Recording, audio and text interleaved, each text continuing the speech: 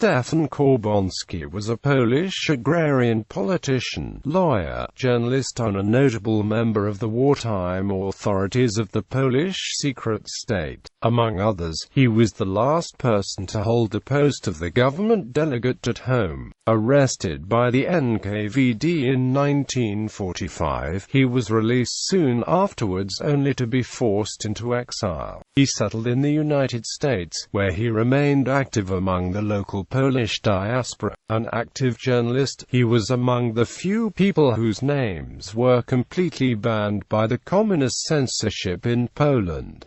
Life and education. Stefan Korboński was born the 2nd of March 1901 in Prozka near Wielin. In 1908 his family moved to Częstochowa, where Korboński received basic education at the local gymnasium. However, already in 1918 he joined the ranks of the LWOW Eaglets as a volunteer and took part in the defense of LWOW. After the besieged city had been liberated, he returned home and volunteered for the Polish army at the outbreak of the Polish-Soviet War. Demobilized after the end of hostilities, he did not return home and instead volunteered for the third time, this time joining the ranks of the troops of the Third Silesian Uprising. For his service in various formations he was awarded with the Virtuti Militari and the Silesian Cross. After the Polish conflicts for the borders ended, Korboński passed his matura exams and joined the Adamickiewicz University of Poznan, where he graduated from the Faculty of Law.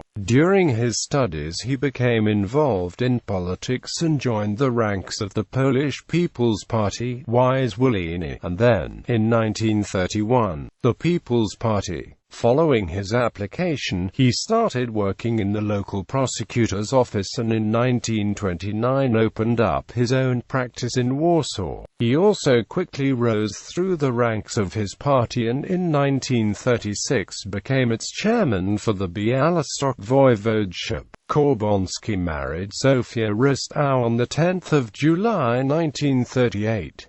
World War II activities. Prior to the outbreak of World War II, he was mobilized for the Polish Army and commissioned to the 57th Infantry Regiment in the rank of 1st Lieutenant. During the Polish Defensive War his unit got surrounded by the Red Army and Korboński himself was taken prisoner by the NKVD. However, he managed to escape and reach the German-occupied part of Poland. He helped found the Polish Underground as an active member of the Union of Armed Struggle and then the Armia Krajowa. Simultaneously, he was also one of the leaders of the clandestine People's Party, active within the system of the Polish Secret State. As such, in 1940 he became a member of the Political Communications Committee, a clandestine political platform attached to the Underground Army as its political arm and a nucleus of the future parliament. Supported by most parties, already in April of the following year he became the chief of the Directorate of Civil Struggle, the agenda of the Polish government responsible for the coordination and organization of civilian resistance, information and propaganda.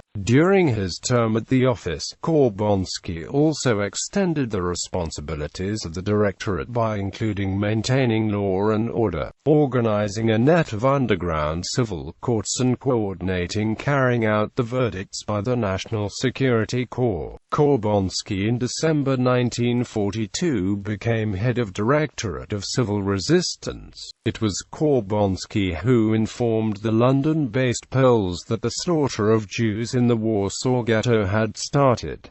The BBC broadcast the information. In July 1943, Korboński also became the head of the Social Resistance Department of the Directorate of Underground Resistance. Following the outbreak of the Warsaw Uprising in August 1944, Korboński became the chief of the Department of Internal Affairs, a de facto Minister of Internal Affairs of Poland.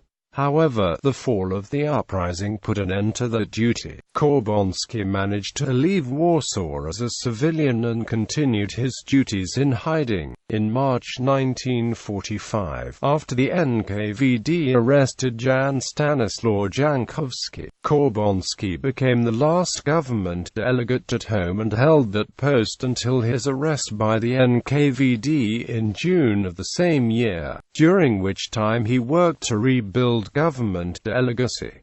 Post-war career. Released of Soviet prison following the creation of the communist-controlled Provisional Government of National Unity, he returned to the bar and active political career within the reactivated Polish People's Party, the most popular party in Poland at the time and the main opposition force to the Soviet-backed communist regime. 30 of the 145 seats in the post-war government were offered to non-Soviet-supported group, and it was planned for Korboński to be part of the post-war government, but his name was removed by Erat. In the forged 1947 elections he was also elected a member of the Sejm. However, the rise of Stalinism in Poland put an end to a small margin of political freedom, and following the flight of Stanislaw Mikolajczyk, Korboński and his wife also were forced to flee Poland. They fled to Sweden and then settled in the United States. Korboński continued his political career in the U.S. within the Polish emigre circles. He headed the New York office in 1950. Korboński also became a noted journalist, a head of the Polish Council of Unity and a member of the International Pen Club, among other awards. In 1973 he received the Alfred Jurikowski Prize, and in 1980 the Yad Vashem Institute granted Korboński with the Righteous Among the Nations Medal. Korboński was also a recipient of the Cross of the Home Army, the 1939 to 1945 War Medal, Golden Cross of Merit and the Order of the White Eagle. Scientific work. Korboński authored numerous works devoted to the history of AK and Polish underground. They include W.I.Mieniu Rzeczypospolitej, Paris, Instytut Literacki, 1954.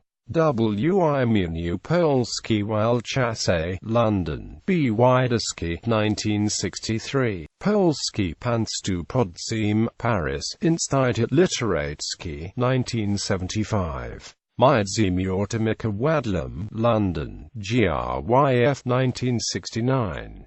W.I.Mieniu Kremluk, Paris, Instytut Literacki, 1956. The Jews and the Poles in World War II, New York, Hippocrene Books, 1989. Non-fiction novels Amurami Kremluk, New York, Bicentennial Publishing Corporation, 1983.